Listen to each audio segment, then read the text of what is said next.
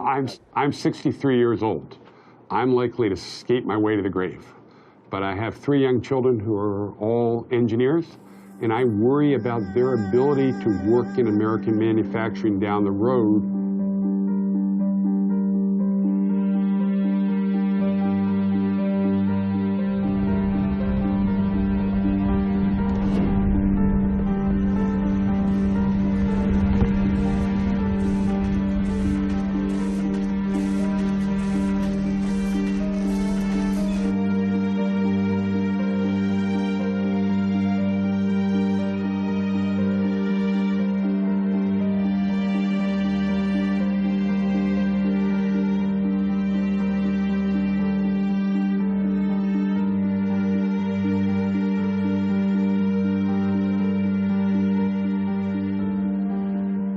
I think that the water's going to get hotter and hotter, and if there's no event to wake people up, I think China can just own more and more and more and more of our debt, and everything's fine until that magical moment when it's not. And all the sorries in the world aren't going to make that any different.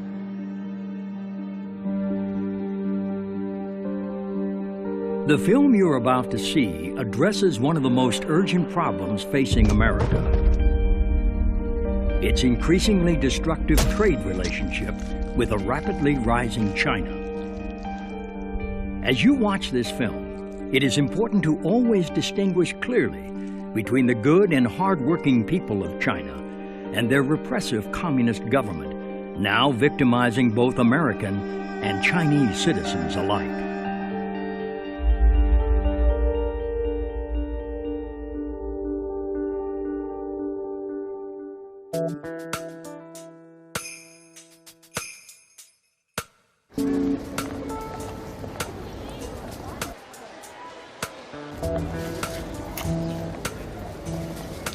I'm here to buy me a big screen TV. My first big screen, man. 40 inch, about 265.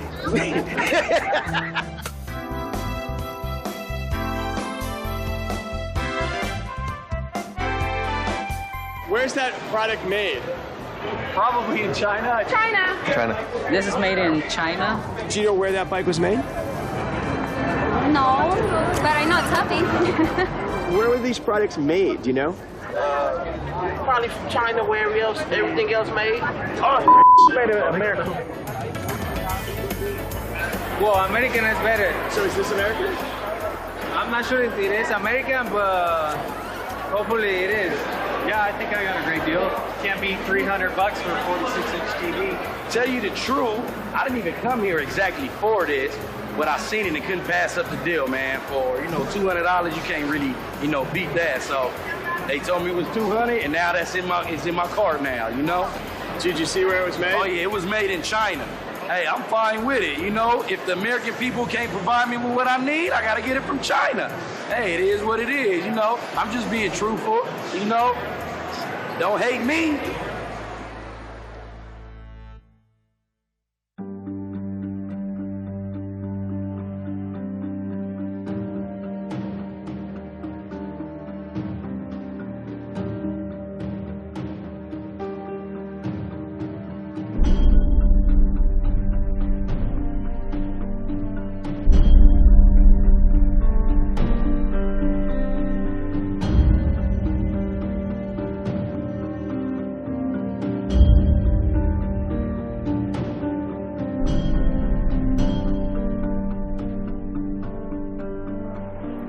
So how do you feel when Americans buy Chinese products?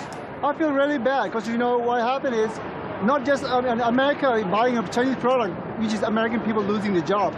I was laid off 3 times within 6 months until I was permanently laid off. I graduated with my bachelor's in 2004.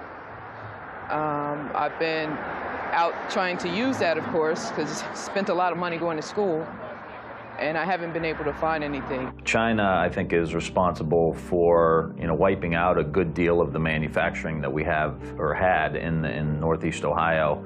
And I think that is continuing as they continue to manipulate their currency, as they continue to not have the level of workplace safety or environmental or health standards that we have here in the United States. So we've seen our whole manufacturing base uproot and replant in a place where you can commit crimes against workers and just go out to dinner that night. So when a large company decides to move its production offshore and it closes a factory in a city or a town in the United States, that basically leaves, it's like a black hole. Suddenly that factory just disappears and everything else goes down with it. Jobs disappear, and the way the economy's going right now, it's tough to find a job. I just recently finished graduate school, and you know, even coming out with that, it's still hard to find one. Some of the workers at companies, literally their last act at the factory was to unbolt the machine and load it up to be shipped off to China. I even talked to a fellow down there. They wanted to send him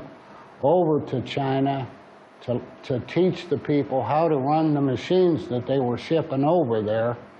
He was 63 years old. He said, I only got 2 more years to go and I can retire, so I'm not going to bother doing it. He said, bad enough they took my job, now they want me to show them how to do it, too. People who were supplying that plant with materials, equipment, maintenance services, even the accounting firms, design firms, R&D firms, and then all the other services around it like restaurants, what happens to them? They're doomed. They go down with it. They can't follow that company offshore to Shanghai. It's difficult to be unemployed because you have a mortgage and you have your regular bills you have to pay. You have to pay for a car and you have to put food on the table. And when you have just a small amount of money from the state coming in, sometimes it's hard to make it. I'm trying to get food. Like, that's what I'm here for. I mean, this is not just unemployment line. This is for people who are hungry, and I'm hungry. And it just really is unfair that, you know, being in a country as great as the United States, to have our people struggling the way they are, to not find what is just common. You work, that's what you do. And for them not to find that month after month after month, it just doesn't make sense to me yet. I don't know if it's the president, I don't know if it's the... Honestly, I don't know who to point the blame to. If we talk about who's to blame, I think partially our own government. Our government should be doing something. They could have stepped in, I think, a long time ago. Please hear us, and please understand that companies like this are special. Small companies are what makes America. And unless somebody does something about unrestricted importing, you're going to lose the rest of us, too.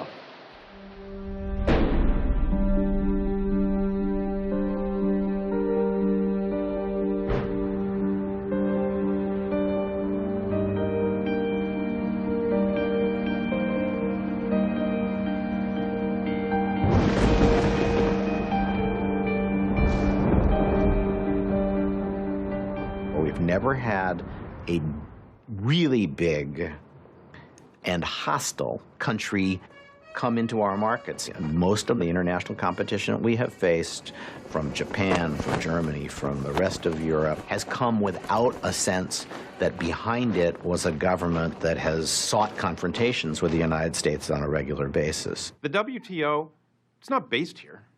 I mean, who in the United States is on the WTO? Does anybody know? In 2001, China joined the WTO, the World Trade Organization, with the strong support of a Democratic president and a Republican-controlled Congress.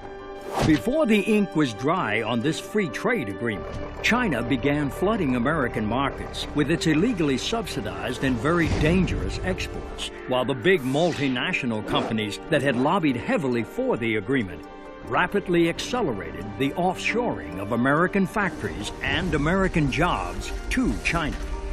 Today, as a result of the biggest political shell game in American economic history, China has stolen thousands of our factories and millions of our jobs. Multinational corporation profits are soaring, and we now owe over $3 trillion to the world's largest communist nation.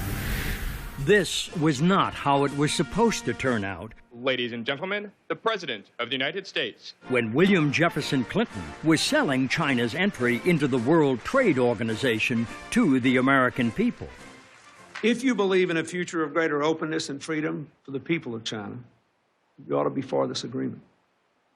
If you believe in a future of greater prosperity for the American people, you certainly should be for this agreement. If you believe in a future of peace and security for Asia and the world, you should be for this agreement. This is the right thing to do. It's an historic opportunity and a profound American responsibility. In pushing for China's entry into the WTO, President Clinton embraced a doctrine dating back to President Richard Nixon, known in Washington circles as the policy of engagement. Peking, historic site for an unprecedented meeting between East and West. President and Mrs. Nixon arrive, and Premier Zhou Enlai is on hand to extend an official welcome to the presidential couple.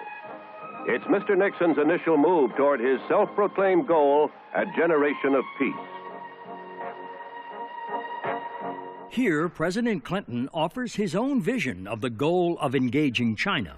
I don't believe it's right to crack down on people for their religious views or their political expression or because they want to be in an association like the Falun Gong. I don't think that's right.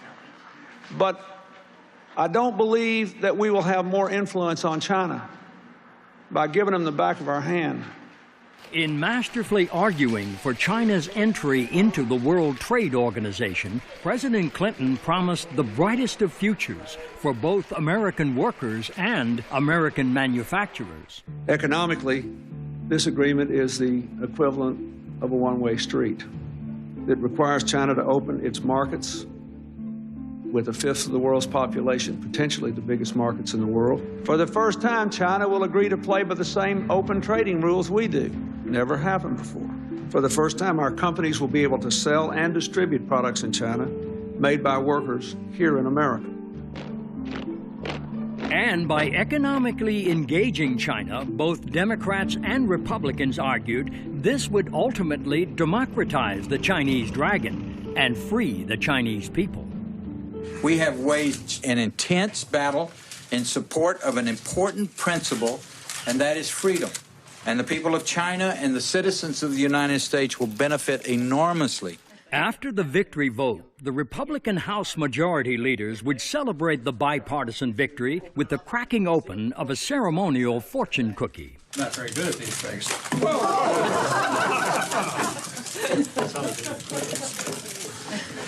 It's got a lottery number, no. It says, new American proverb, new prosperity awaits you because normal trade relations. Yeah! It's a confrontation of worldviews that we will win, and I'm looking forward to the future.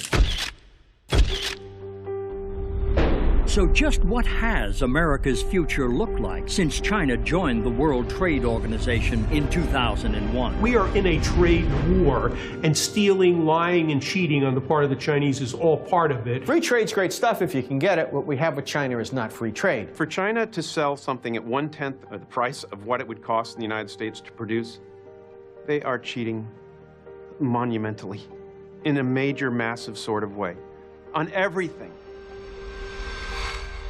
When China joined the World Trade Organization in 2001, it promised to stop cheating and play by fair trade rules. That meant abandoning unfair trade practices like currency manipulation, illegal export subsidies, and abusing its workers. Instead, the Chinese government has used these weapons of job destruction to launch a sustained and devastating attack on America's factories and jobs, while flooding our markets with dangerous products.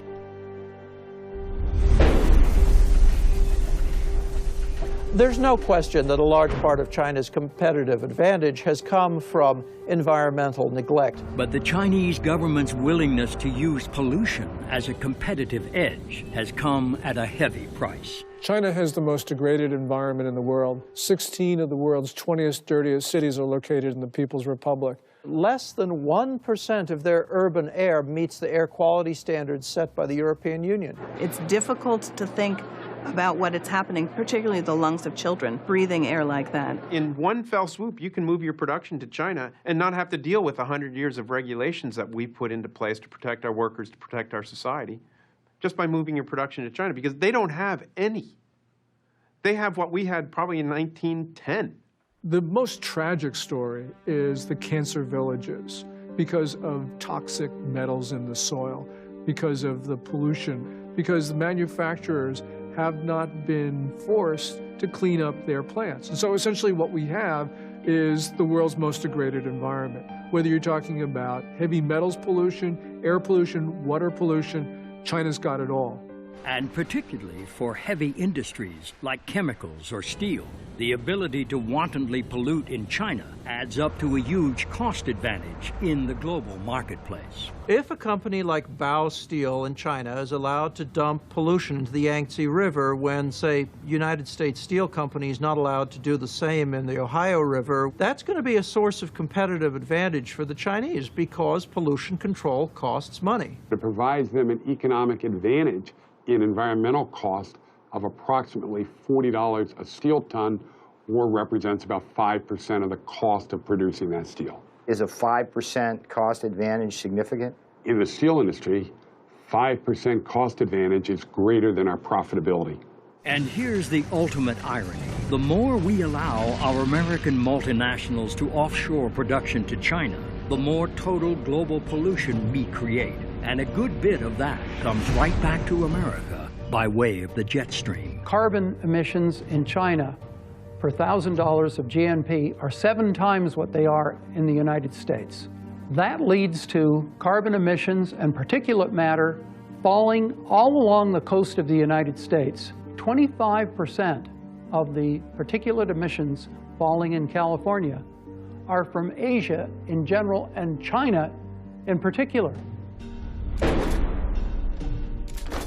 There are good and bad reasons why goods are cheap in the international economy. The good reason is that somebody's a good producer, that they're quick, that they get the product to market, they have good technology, that their workers are efficient and well-trained. The bad reason is that the workers are treated like dirt. When the workers in China are being abused, then workers in America have a tougher time competing against them. As an employer in China, do you have any regulations that you have to deal with, like OSHA, labor regulations? Do you have to pay even Social Security or Medicare? Do you have to protect your workers in difficult or unsafe conditions? No. No, no, no, no. No, you don't.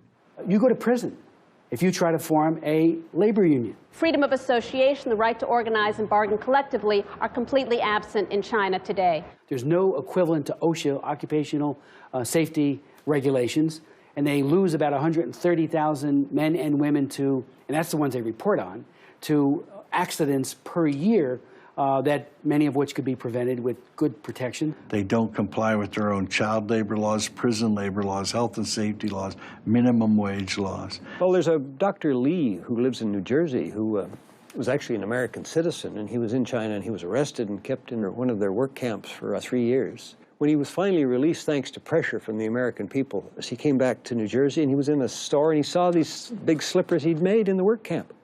Every day, 12, 14, 16 hour a day, you have a quota.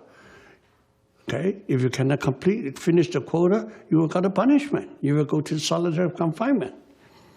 And the police always say, good labor, good food. Less labor, less food. You don't labor, no food. How can Walmarts or anyone else in the United States allow production facilities in China to sell garments, chopsticks, Christmas decorations that are made in forced labor camps? You can go to China, go to every prison camp. You can see what are the prisoners doing. Everybody very busy. What are they doing? Put a button on the shirt. What are they doing? Making the rubber boots. What are they doing? Crowded together, assemble the Christmas lights.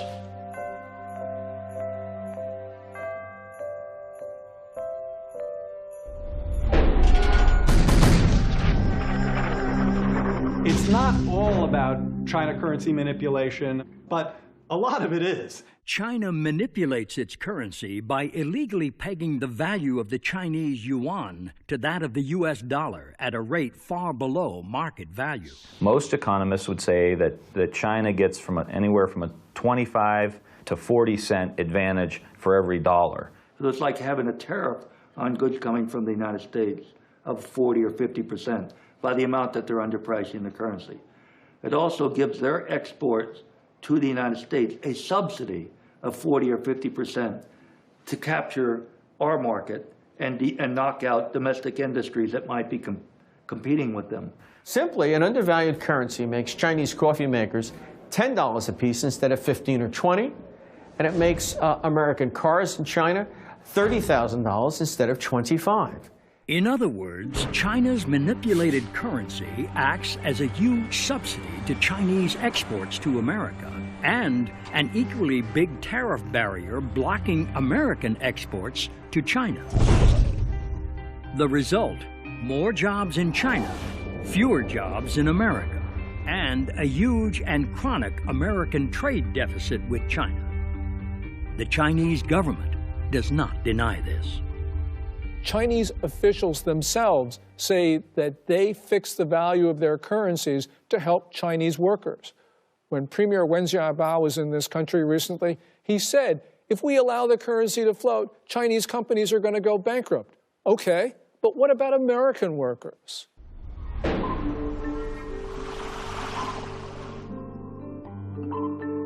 They're cheating on the intellectual property by just flat out pirating stuff from the United States. You don't want China to get their hands on your latest piece of technology or whatever, because they will copy it and they will turn around and produce it.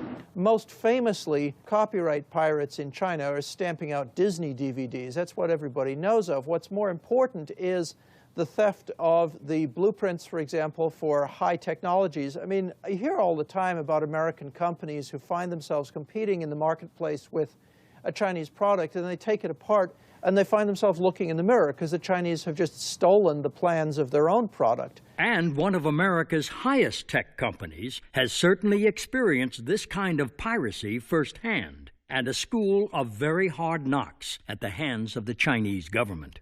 Google came into the Chinese market, and of course, it ended up with a dominant market share.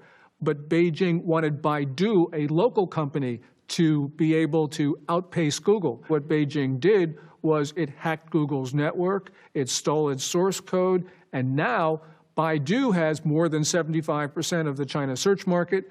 This shows that basically Beijing wants the local companies to be the national champions. But sometimes Chinese pirates aren't content just to steal the intellectual property of an American corporation. Sometimes they just take the whole company. So Fellows is a company that makes shredders, paper shredders, and they moved, like everybody, they moved their production to China. They hired a company to run their production for them, and suddenly one day their employees were locked out of their own plant.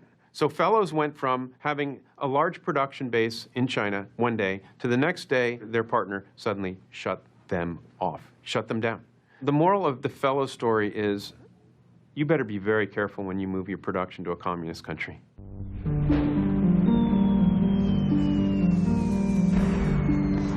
It makes no sense that China, who produces 45% of the steel in the world, has high manufacturing costs, yet sells steel at the lowest cost in the world and is growing at a rate of 7 or 8%.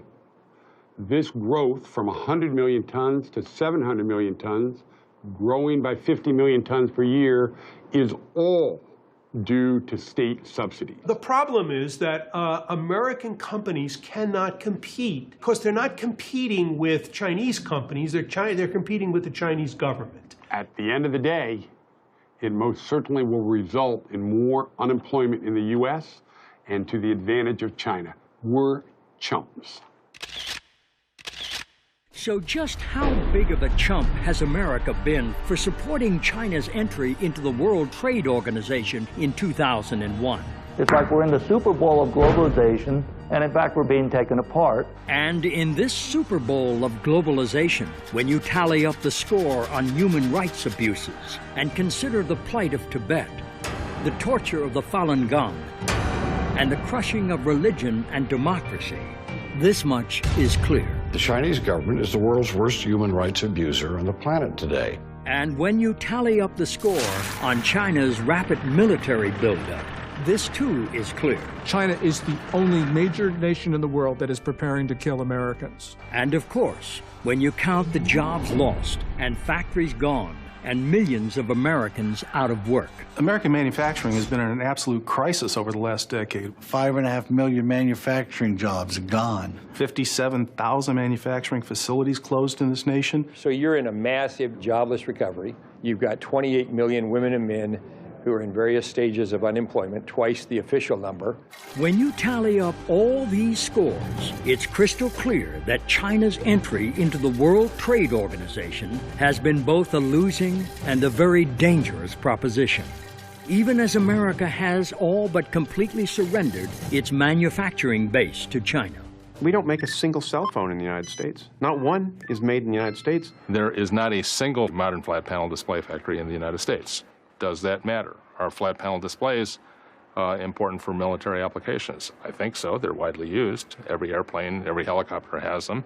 The United States right now is unable to put a single military aircraft into the sky without using components built by potential adversaries. We produce about $3 billion worth of printed circuit boards in the United States. China produces almost $20 billion. Machine tools, where we produce $2.7 billion. China's consumption was 10 times that amount. If you don't have a machine tool industry, do you have an industry? It's a basic component of an industrial economy. But what about those green industries that some of our politicians say will create the jobs of the future?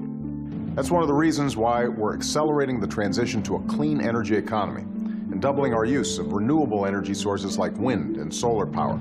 Steps that have the potential to create whole new industries and hundreds of thousands of new jobs in America. But here's the grim reality. We produce 4% of the world's global output of solar. One of the things happening in the market right now is it's being swamped by low-cost multicrystalline and polycrystalline silicon solar cells from China. We don't make computers. We don't make printers. We import 99% of our shoes.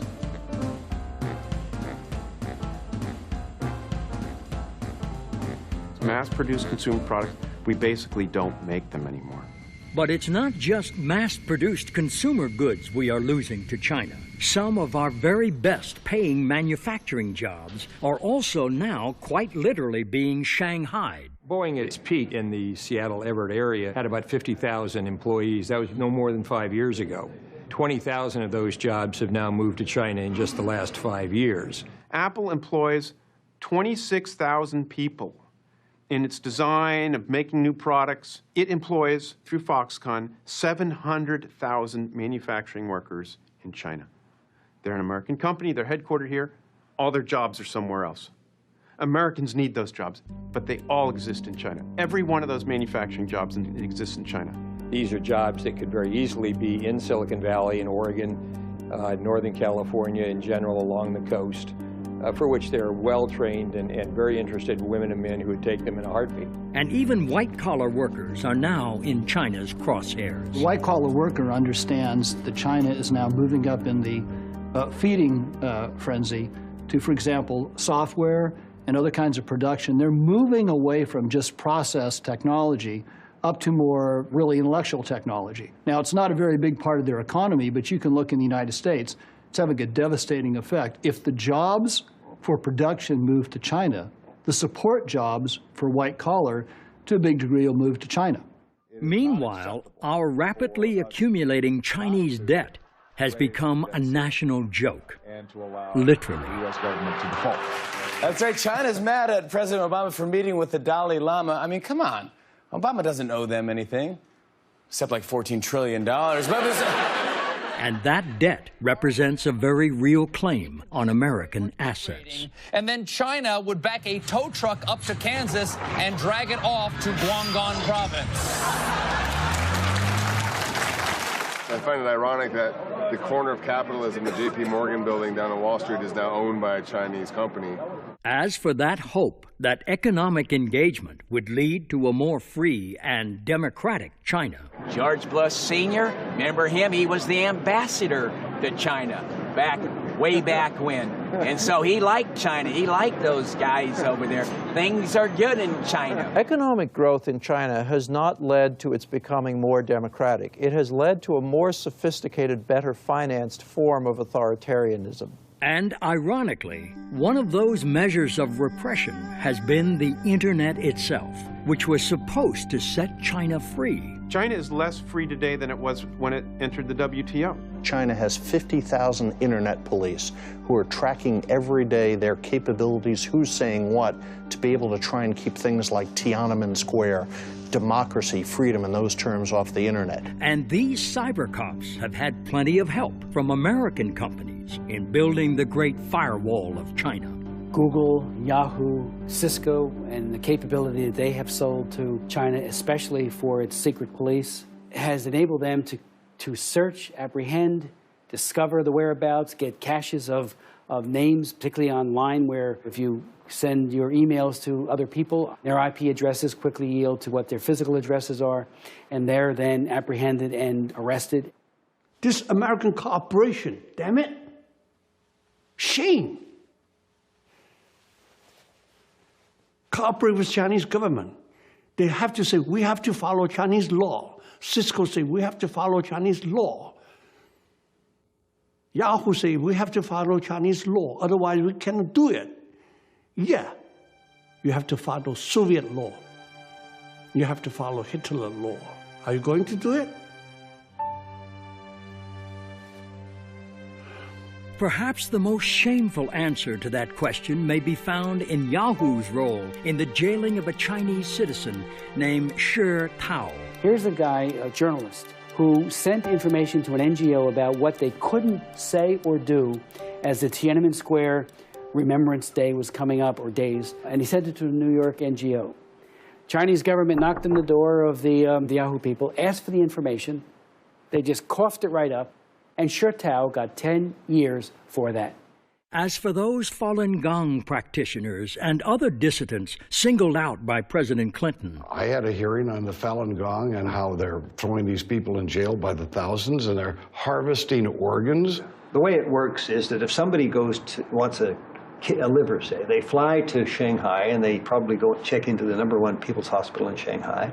A military surgeon, probably in uniform, one I'm thinking of, comes up and does the Bishop tests and the blood tests and so on. Then he or she looks on the computer list and says, oh, there's a match out in work camp 400. The poor victim who matches what your organs need is dragged into a sort of hospital, given a light anesthetic in most cases, and never wakes up because they take not just one kidney, they take both kidneys, the liver, heart, everything, and their body is then burned. And the People's Liberation Army flies the organ to Shanghai from wherever the camp happens to be, and you're told you're getting the organ from a convicted murderer or something. I mean, this is a grotesque tale of the worst kind of oppression and ghoulishness on the part of rulers of a country. And here is what too many American politicians seem to have such a hard time understanding. Wei Jingsheng told me in Beijing, right before he got rearrested, you Americans don't understand. When you coddle dictatorship, when you kowtow and you carry the dictatorship around on a pillow, they beat us more in the Laogai. When you're tough, predictable, transparent on human rights, they beat us less. But at least engaging China economically has made the ruling Communist Party more peaceful, right? China's military power is strengthening very, very rapidly. They are building up their military capabilities in hard weapons as well as in cybersecurity. China has a population which is about 5 times the size of the United States. And that means that if they have a comparable level of development, they probably will end up with a military 5 times larger. And I don't care what kind of technological edge we have. It would be very difficult to prevail over an adversary that is 5 times larger.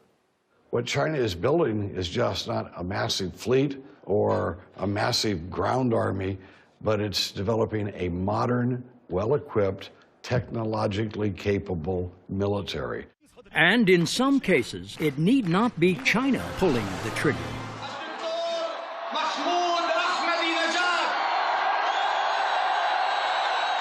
Or launching the missiles, as the case may be.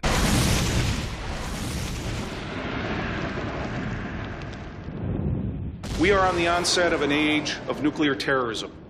We see Pakistan crumbling while it builds more and more nuclear weapons. Why does Pakistan have nuclear weapons? Why does it have the missiles to deliver them? Because of China. We've been in a near 30-year dialogue with the Chinese government trying to arrest this behavior that is supporting not only Pakistan's, but North Korea's and Iran's future nuclear capabilities. China refuses to listen and respond. When a nuclear bomb goes off on some highway, either inside or outside the Beltway, chances are a lot of those components on that bomb are going to say made in China.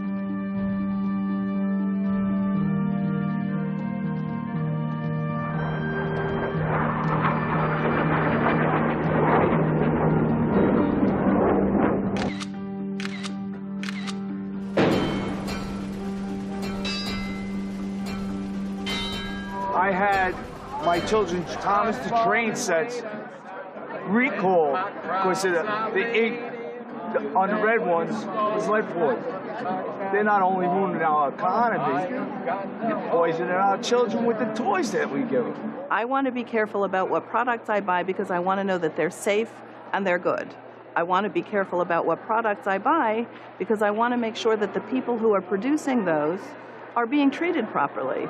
And I want to be careful about the products I buy because I want to make sure that the people in my community are people who are able to have jobs at a decent wage. And all of those things are tied together. Every time a consumer walks into a Walmart, first thing they have to do is be aware enough to look for the label.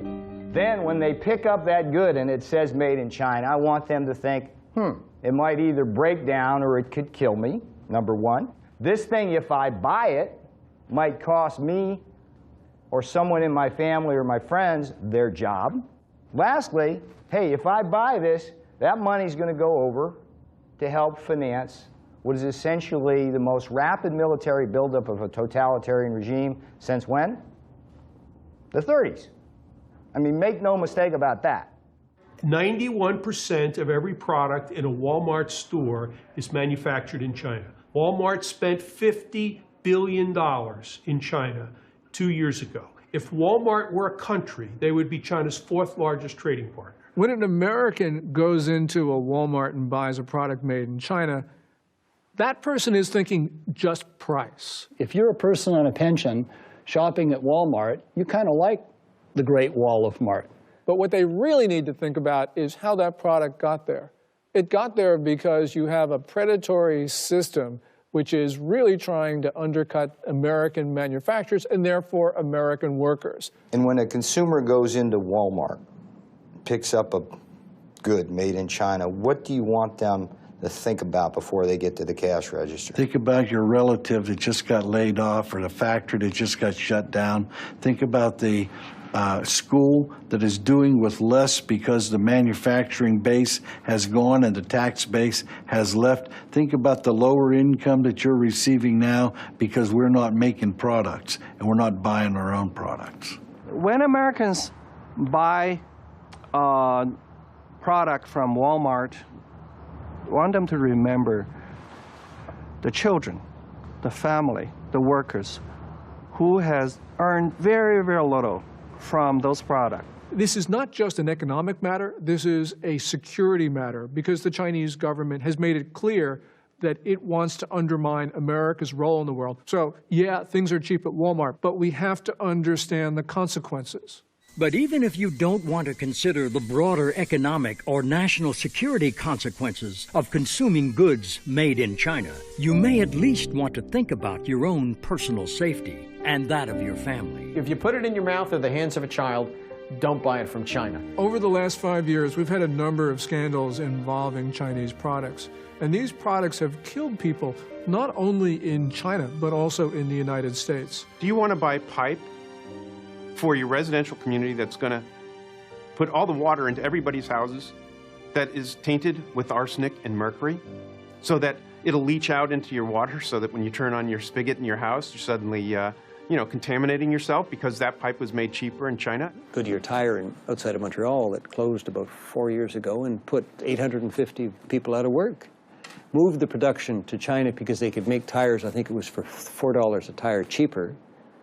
And not long after they started up in China, the transportation agency in the U.S. said the tires being produced there were unsafe. I mean, is this what corporate America or corporate Canada thinks is the way they should be conducting themselves? I don't think so. We're importing a lot of their apples. They spray them with Alar. That's illegal in the United States. You want DDT on your apple? Buy it from China, and we're buying a lot of apples from China. We're buying everything from China, and there are no environmental controls.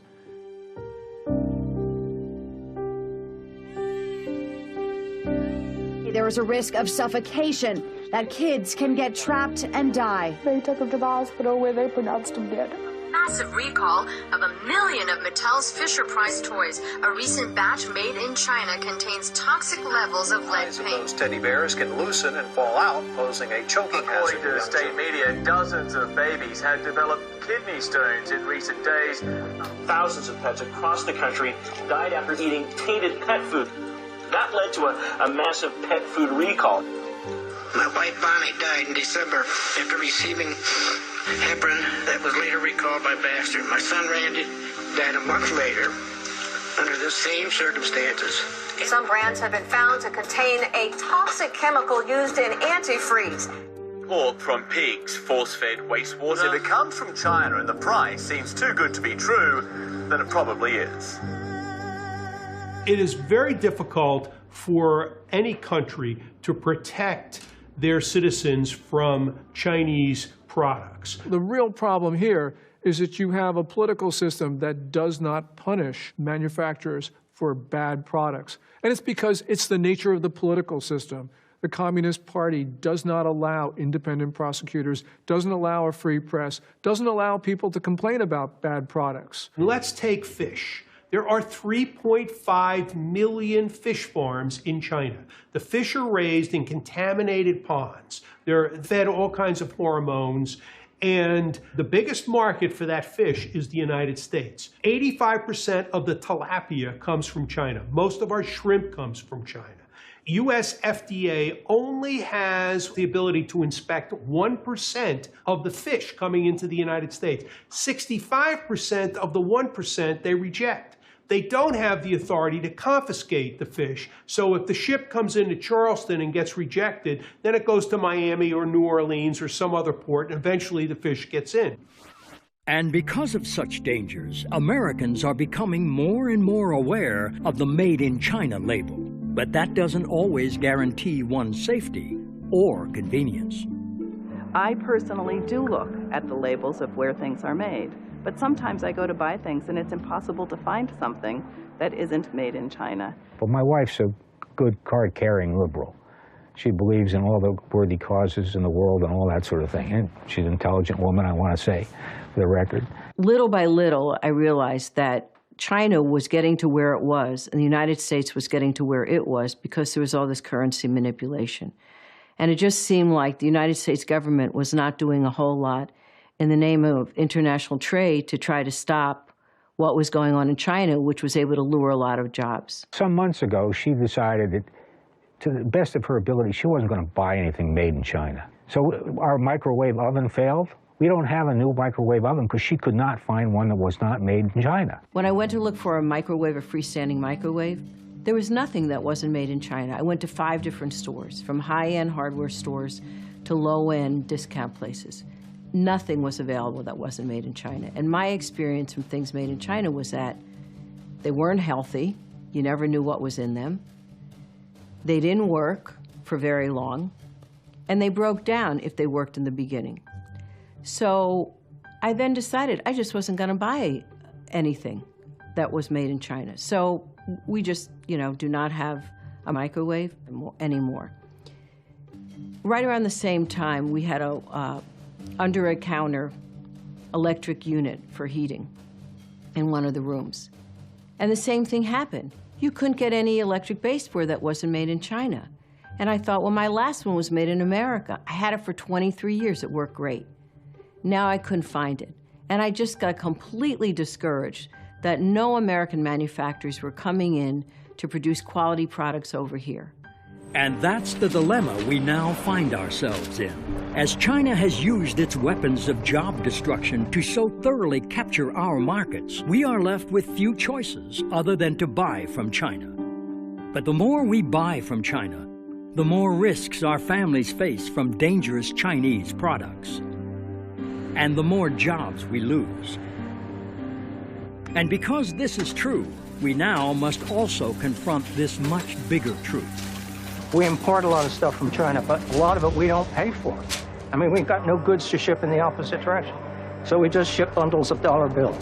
Between $2 and $3 trillion is available to buy up pieces of America. In other words, we're living beyond our means. We have an artificially high standard of living. We're consuming more than we create. That's a very dangerous situation, okay? And especially if your principal creditor is a nation like China. So just exactly how did we in America allow ourselves to be backed into such a dangerous Chinese corner? When you live in a democracy, it's always subjected to being hijacked. And our democracy has been hijacked by the multinational corporations. The corporate responsibility is to its shareholders, and it often has a legal fiduciary responsibility to its shareholders. The government has a responsibility to the people and the national interest. Those are not necessarily the same.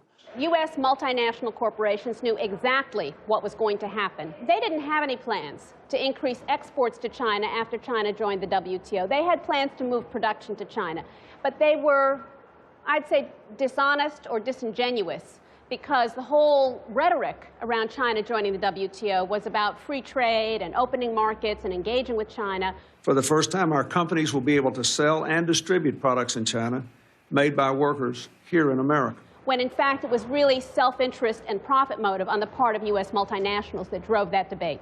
And U.S. China Commissioner and businessman Dan Slane knows firsthand just how this offshoring shell game is working since China joined the World Trade Organization in 2001 and began flooding American markets with illegally subsidized exports. I had a plywood manufacturing facility in Bowling Green, Kentucky, selling plywood to furniture manufacturers in the United States. In 2002, all my competitors were moving to China. Essentially, I had two choices. I shut the company down or I moved it to China.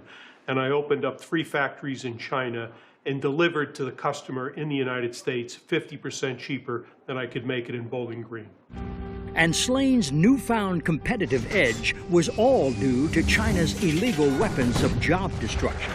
Manipulating the currency was a huge help for me because it kept our prices down. I had no environmental issues, and the most important thing was that I could sell my product at cost, and every month the Chinese government would send me a check for 17% of my exports, and that was my net margin and my profit. So was Slane wrong to offshore his factories to China? This interchange with U.S. China Commissioner and multinational corporation lobbyist William Reinsch offers some perspective. It's not generally regarded as the job of a large American company to, substitute itself for the government. What most of the companies want to do is they want to be consistent with government, with U.S. law and U.S. practice. If the government tells them that they would like them to do something, they generally do it. So they don't have any responsible per se to the American people other than obeying the existing laws and regulations. Is that fair? Well, what responsibility would you like them to have to the American people other than trying to be good corporate citizens and to be profitable?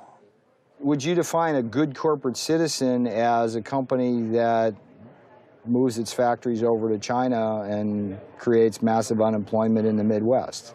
Is that good corporate citizen? Well, I think that you'd have to go case by case. And in Dan Slane's case? The difference between myself and General Electric is that I had no choice. I either moved to China or I shut the company down. I couldn't compete. Jeff Immelt at General Electric does have a choice. He can sacrifice some profits, keep his technology, and in the long term be much better off manufacturing in the United States.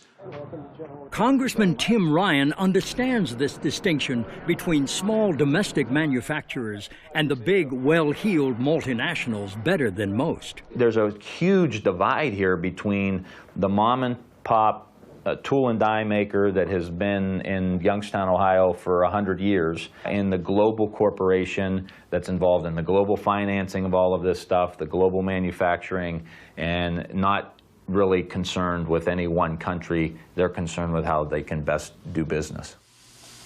And one of the biggest obstacles to passing tough legislation that would stop China's unfair trade practices is the lack of political clout of America's domestic manufacturers. And to go chasing down after all of the political rhetoric of dealing with this issue and that issue and running for Albany or running to Washington, D.C. and setting up meetings and stuff, it's too costly, it's too time-consuming, and it has nothing to do with building drum and barrel handling equipment and helping this company to be successful. And that's the issue here. They don't have lobbyists down here. There's very few organizations that really represent the small and mid-sized manufacturers. You know, I can think of one or two that really do a great job, but they don't have the impact, the campaign contributions, the corporate influence that some of the big dogs have. And just who is one of the biggest dogs on the Capitol Hill lobbying block? Behind me is the headquarters of the National Association of Manufacturers, which unfortunately has become a major misnomer in recent years, because the name really should be the National Association of Manufacturing Things Someplace Else. If you go back and you look at the National Association of Manufacturers meetings in which they were talking about endorsing or not endorsing the Ryan Murphy China currency bill, you will see that there was a huge split where the small and medium-sized manufacturers endorsed the bill. But the 20% of the membership that gives 80% of the dues didn't want to have anything to do with the Ryan Murphy China currency bill. Brian O'Shaughnessy is the chairman of Revere Copper, a company founded by none other than Paul Revere, and the oldest manufacturer in America. And O'Shaughnessy has been on the inside of the National Association of Manufacturers when it has opposed bills like those offered up by Tim Ryan to stop China's currency manipulation. I stood up before a group of 300 of the most powerful CEOs in this country, and I told them, as we consider NAM's support of this bill, I think those of you who have facilities in China, I think you should recuse yourself from voting. You're conflicted. You have to choose between your company and your country, and you can't do that. Well, I was shot down in flames. By all intents and purposes, a lot of these companies are not American companies anymore. General Motors takes TARP money and opens up factories in China. Caterpillar Tractor shuts down plants in Peoria and opens up 3 factories in China. General Electric and Boeing are essentially trying to become Chinese companies. Look at Coca-Cola. American-sounding company, isn't it? I mean, how American can you get other than Revere, Coca-Cola? The president of Coca-Cola is from South Africa. The chairman is from Turkey. Now, you want to ask them what America's international trade policy should be? You shouldn't listen to them. While Coca-Cola's executive suite may look like the United Nations, it is purebred American CEOs from companies like Cisco, Ford, IBM, Honeywell, Motorola, Intel, and Apple that keep sending so many of our jobs to China. We design the iPad, great. We get the profits from the iPad, fine. We don't get the jobs. Profits versus jobs. That's a conflict Ralph Gomery sees as the root of America's offshoring problem. They are pursuing maximizing profit. That's their goal. The country is losing the wage bill, and its goal is to have wages. And then what they're doing is right for their shareholders and their constituents, but it's not right for the people of America who are unable to find work today. The problem with our system is that everything is short-term. So when you talk to a CEO and you say to a CEO, an American CEO, do you realize that they're going to take your technology and they're going to be your competitor? The CEO says, yes, but I only have 3 or 4 years to get my stock up so I can get my bonus, and they kick the can down the road, and it's the next guy's problem. This will end badly for all of us, but everybody is so short-term in thinking and in their tenure that they're willing to take chances that are right for today that they probably know in their minds is long-term bad for America tomorrow. Ironically, nobody understood this growing divergence between corporate interests and the common good better than candidate Bill Clinton during the 1992 elections. You must do your part. You must be responsible. American companies must act like American companies again, exporting products, not jobs. But such corporate irresponsibility wasn't always the American way. Corporations used to think they had a stakeholder theory. In other words, they had a responsibility to the nation, to their community, to their workers, and to their shareholders. Something morphed in our own system about 20, 25 years ago, where shareholder value became the end-all and be-all. And then the CEOs tied their own compensation to shareholder value. And then other countries figured out how to incentivize them to increase short-term shareholder value by transferring production, manufacturing, R&D there. And we can never forget that when China manipulates currency, when China provides illegal subsidies of all sorts for manufacturing, for the act of exporting itself, these U.S.-owned companies benefit. They like the status quo. They want to protect it, and they have paid a lot of money for it. Money and the power of America's multinational corporations in influencing China trade policy. That's something two men from two distinctly different worlds can agree on. And I live in that world. I watch those dollars go. Campaign laws allow them to spend unlimited amounts of money. It's a tsunami. But to former White House advisor Jared Bernstein, it's more than just money and politics driving our jobs offshore. It's also the prevailing free market view in the Oval Office, regardless of political party. I think there is a deeply embedded view that I do not think is wholly wrong, that capital must be happy if we're going to have a successful economy. And no multinational company has been happier to move its capital offshore than General Electric. But this is truly a fool's game.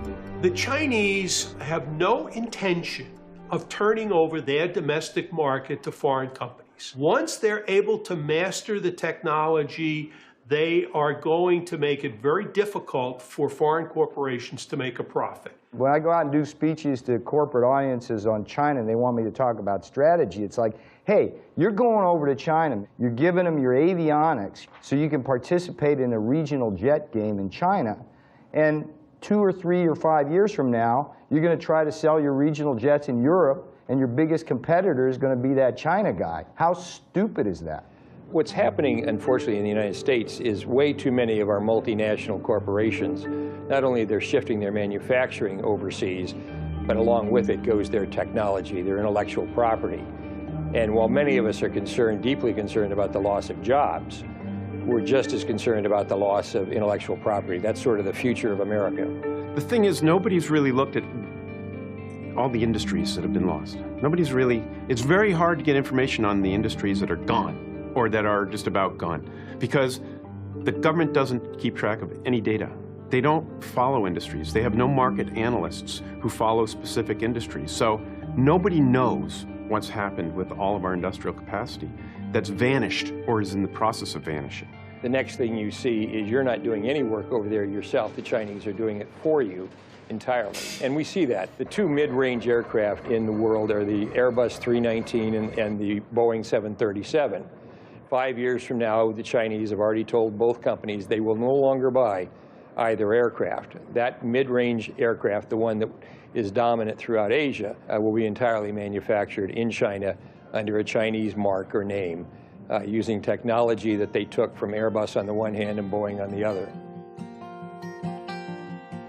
Look around, well, tell me what you see. Every day, more people in the street. Too bad they sent our jobs away. In China, they're not workers, they're just slaves. When people wake, it's a world of trade and greed. And the CEOs get richer, and our jobs all move offshore. Oh.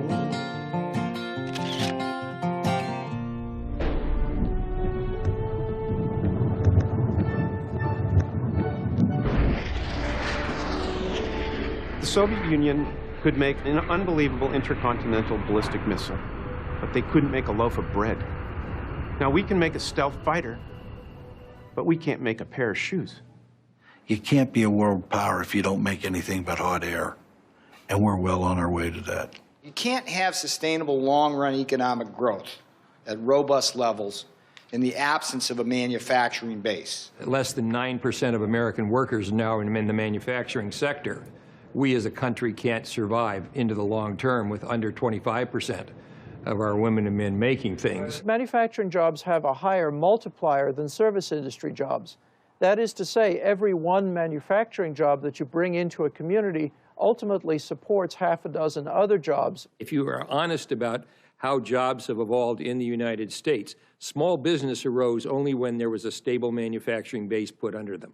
My mother and many mothers of yours, I'm sure, up on the commission, they gave themselves home permanence. It was only when there was a stability of middle-class incomes that you had beauty parlors and nail salons and pizza parlors and McDonald's and all of the things we think of as small business. Every one manufacturing job that you bring into a community ultimately supports half a dozen other jobs. Those manufacturers provide the good-paying jobs in our community, and it's the jobs that a father or mother can work at the factory, raise their family, have some health care, have a safe pension, donate a little bit of money into the basket in church on Sunday, vote for the school levy, vote for the police and fire levy to help build strong communities. And when those factories got wiped out and they went from 200 to 30 people, it becomes very difficult for these communities to sustain themselves.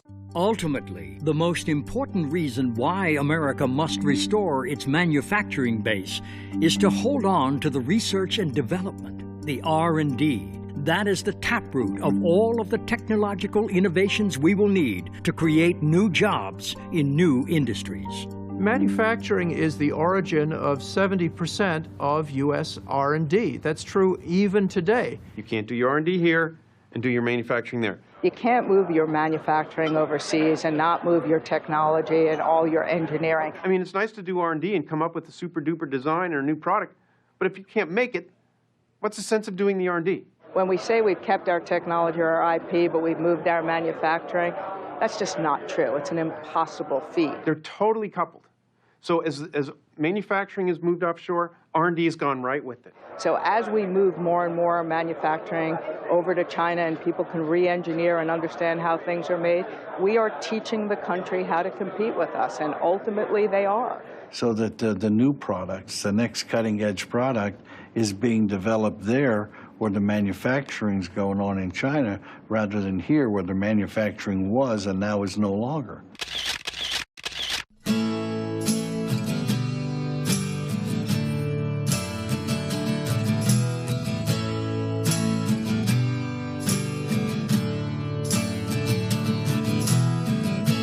There's no other way around it.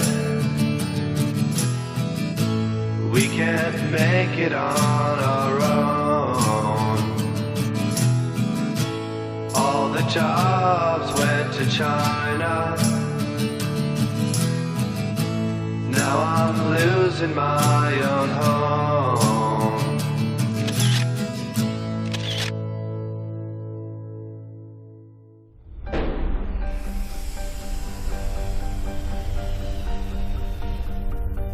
We need to change course. We need definitive U.S. action. We need to show the Chinese that there are limits, that they have to be responsible citizens, and if that they're not responsible citizens, there are consequences. I like the idea of doing business with China. There are a few people over there, but it must be on our terms. If it's not on our terms, then it's on their terms, and if it's on their terms, they don't have our best interests in mind. People sometimes say that we can't stand up to the Chinese on any of these issues because we risk starting a, quote, trade war.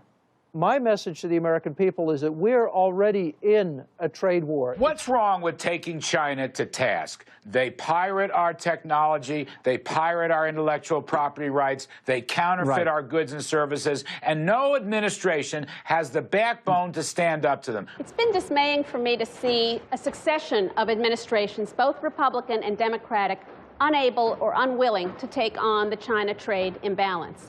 And I would say part of that is the very cozy relationship that any White House has with the big multinational corporations and with the intellectual elite that have taken a very soft view on this issue. So I think both Democratic and Republican administrations have failed us in the same way. So how do we, the people, overcome the power and influence of the big multinational companies and the deadly inertia of our political leadership to bring about long overdue changes in the U.S.-China trade relationship? You know, it almost takes a movement, a Tea Party that's different than, it's completely divorced of left or right.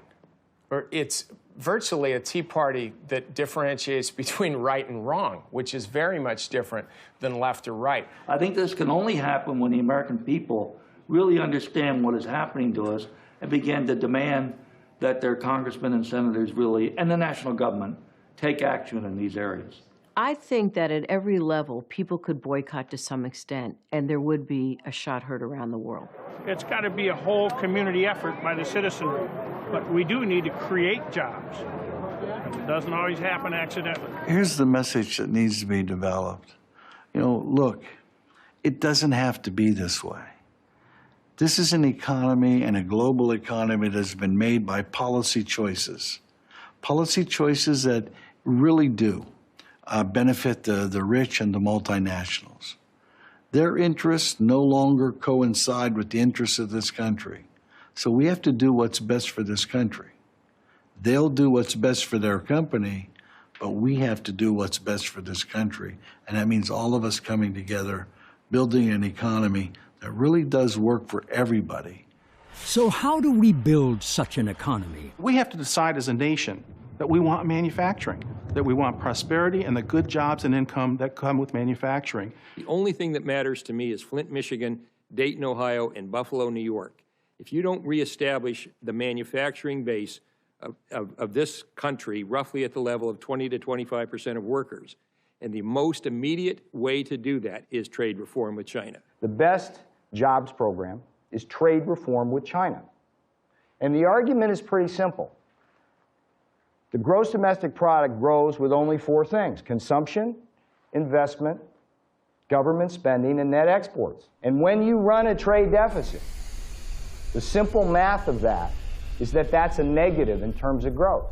I think the number one thing that the United States has to do is to move to say we're going to balance our trade. Look, if we had had balanced trade, you wouldn't have had a decade of a drag on GDP that amounted to almost a point per year. So of course we would be better off. Now people say, how do you do that? And I'm a young guy when President Kennedy said we're going to the moon. He didn't have a clue how to get to the moon. But we set it as a national goal, and we figured out how to do it because we're smart, creative people. And if we are to truly balance our trade, we cannot do it by boosting exports alone. President Obama says, let's export more. We're now exporting more than $100 billion a year in goods and services to China. But it isn't exports that matter. It's the difference between imports and exports. Exports are great, but if your imports grow more rapidly than your exports, there's a drain on demand for what Americans make. We get more unemployment, and the economy sinks into the kind of mess we're in. If you look at America today, we have a very fast-growing export sector. And people talk about how we're going to come back with exports. That's just all silly. America is going to come back from import substitution. We don't have to take over the world in exports. We simply need to get back our market here. In fact, American consumers and citizens seem to be far ahead of our politicians when it comes to understanding both the dangers we face and the need for fundamental change. We're a subsidiary of China and getting worse and worse because they're going to own us pretty soon. No, you can't have it both ways. We either want the jobs, the manufacturing, everything here in the United States, and we're going to buy it, but you go to the store and you look for the cheapest thing, which usually comes from China. I do buy China stuff, but I'd prefer to buy American things. Why? I think it's better just to support the economy here rather than, you can buy cheaply in China, but I think it's better for our economy if we buy here. We also got to look at our principles too. Look how they're living. Is that what we want to support? We open up our markets to everybody. And I think that if that's how it's going to be, it needs to be a two-way street. And I think politically, our system has not supported, the American worker, the American product from that standpoint. And perhaps the biggest reason our politicians are failing us is because they have truly forgotten the proper role of government. I used to debate a colleague of mine, my counterpart from the Chamber of Commerce, and he used to say to me, it's not my job to play Santa Claus to the workers or to paint my company green. It's my job to make money for the shareholders. And I agree with that. That is the job of corporations, but it is government's job to make sure that companies are doing that within a framework that makes sense. I think the field that we're playing on not only needs to be leveled, but I think everybody needs to be on one field. We're not even on the same field as the Chinese. We are paying very good wages. We're providing health care to our employees. We are in a regulated business as far as workplace safety for our employees. We pay our taxes gladly, and we cannot compete with a non-regulated workplace that pays their employees pennies and are allowed to import their goods into this country with no restrictions. I mean, what is the alternative for America? Say all of our workers should take a 50%, 60% pay cut, and then we'll really take on China. We'll get them, or have dirtier air, or have the Cuyahoga River catch on fire again because there's so much pollution going in. Is that really how we're going to compete with China? I think it's the complete opposite. I think we reinvest back into our workers. I think we jumpstart the middle class, and I think have policies in place that would encourage manufacturing back here to put those good jobs in place here in the United States.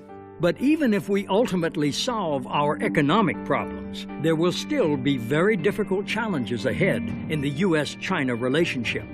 If tensions do rise, we must always remember this. There's a real difference between the Chinese people and the Chinese government. Most of the criticisms that we have are of the Chinese government, the actions that the Chinese government has taken with respect to trade policy and worker rights repression, and the Chinese people suffer from a lot of those same policies. China until today is a totalitarian regime, is a dynasty. No change at all. Not republic, not people's country. We need to understand China better. We have this sort of glowy view of the trajectory of China's history. But what we have seen, especially over the last couple of years, is a China that is moving in the wrong directions on everything. And it's not just human rights. It's its relations with its neighbors, its economy, you name it. This is a country that is going backwards in all phases. I hear people referring to the PRC or the People's Republic. Well, let's be honest. As soon as we accept that phrase, we're joining China in the reality distortion field. It's a lie. It is not the People's, and it is not the Republic. Stop saying that. It's Communist China. We've got to spread the word that there's danger out there, and we need to change our policies. We can no longer afford to treat a communist dictatorship in China as we would treat any other democratic institution, because they have treated us like fools for doing that. And that's because we have been fools.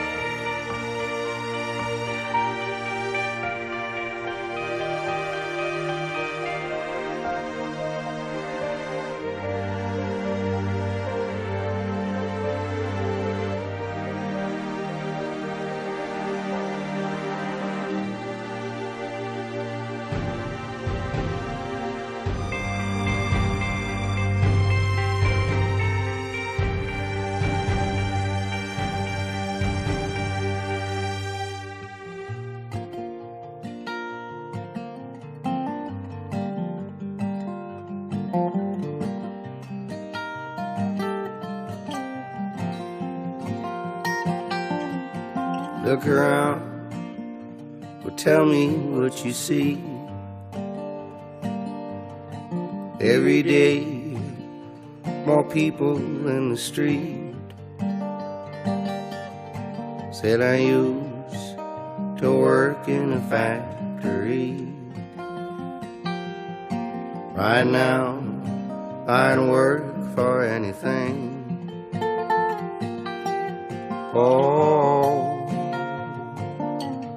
oh, oh, oh. At least on me, but my family I wish to feed. Not much, but we got simple needs. Too bad they sent our jobs away. In China, they're not workers, they're just slaves. When people wake, it's a world of trade and greed. And the CEOs get richer, and our jobs all move offshore. Oh, oh, oh, oh, oh. My oldest son got a college degree. He dreamed of running a factory. Now he's back home just living with me. And there's no bright future my boy could see. 16 hours, 7 days a week of unions and freedoms they cannot speak. Gotta rise and get up off your knees before they buy up all our dreams.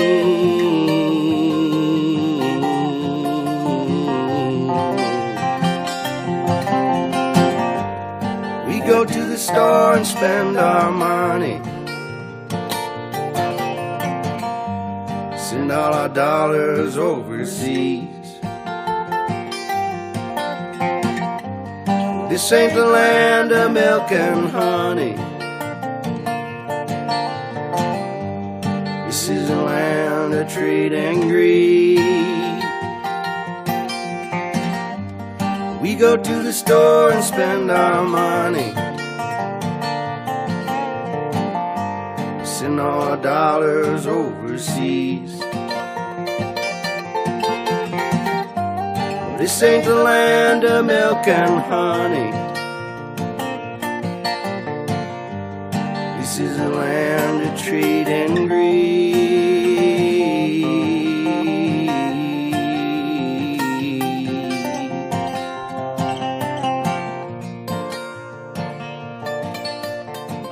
And this whole notion that what's good for multinationals is good for America, that's completely wrong.